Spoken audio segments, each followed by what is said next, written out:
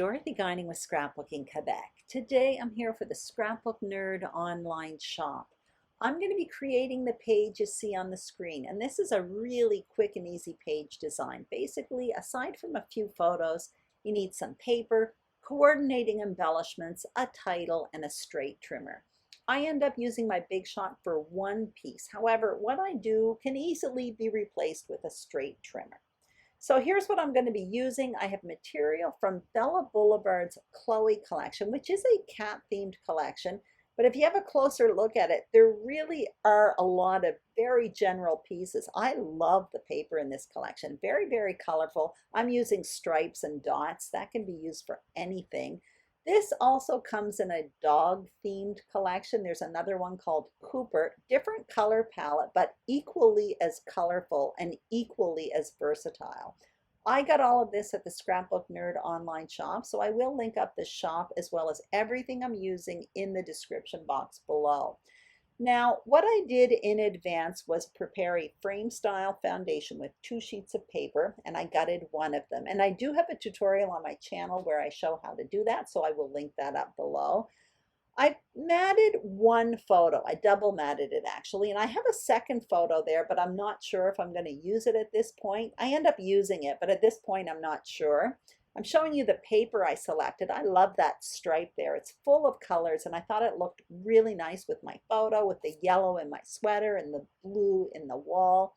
Now, I'm not going to be using that floral, but it's super pretty. The flip side is a grid paper, and I do have a scrap of it, so that's what's going to be my journaling box. And I have a full sheet of that floral paper for another project. And I have the sticker sheet, and all of that is part of a paper pack. I have a tray full of other coordinating embellishments. Those titles that you saw earlier, those weren't from the Chloe collection. It was from the Simple Stories Kate and Ash collection. So now what I'm going to do is create what I like to call a mini foundation page. So essentially what I'm doing is I'm cutting up a bunch of paper to create a layered photo mat that I place on top of that frame style foundation. And I'm putting measurements for all of this on the screen. Basically, it's going to be where I put my photo, my title, my journaling box, and my embellishment clusters. So there I go, getting out my Big Shot. And I got this die here. It's from Elizabeth Craft Designs. I've been using it a lot lately. It's from her Planner Essentials collection. And you can see there, I didn't even cut out a full sheet. I just took that scrap of graph paper, and I'm going to cut that piece in two so that part of it peeks out from the top of that yellow box, and part of it's going to come out from underneath. So I'm almost like faking like it's a long page.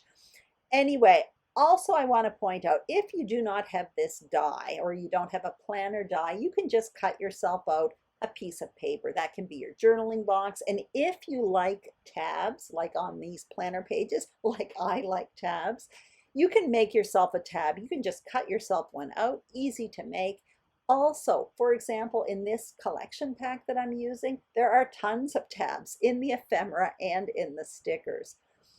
At this point, you can see I've adhered the pieces of paper to the page, but not the photo. I want to keep that separate right now. And I also decided I want to use this second photo. So I am double matting it just to mimic the larger photo.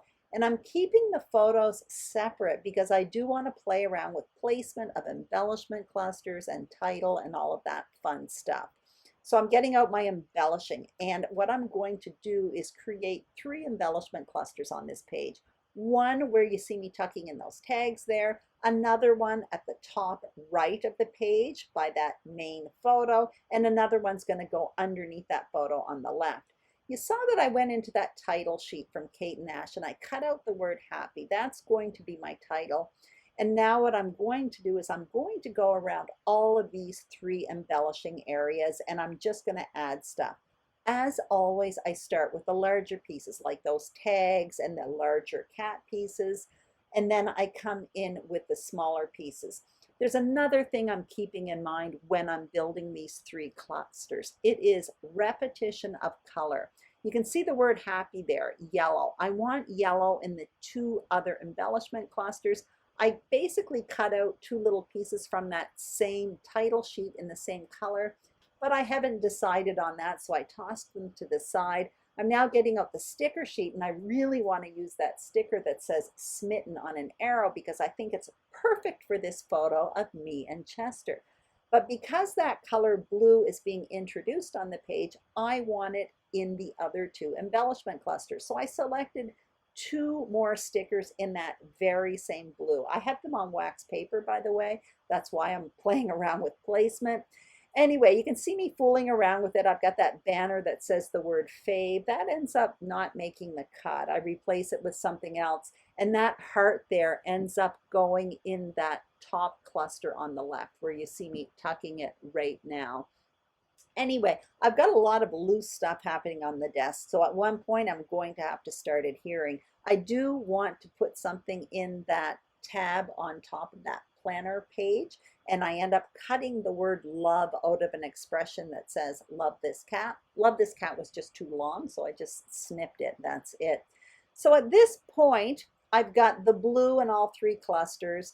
I didn't mention I have gray in all three clusters as well. There's the tab in the top left that you just saw me adhere, and there's a gray cat in each other cluster. The only thing I'm missing at this point is the yellow that I want to repeat from the title. But I did have to start adhering because it was like I couldn't think past what I was doing. When I have too many pieces that are loose on my page, at one point, I just have to stop and start adhering.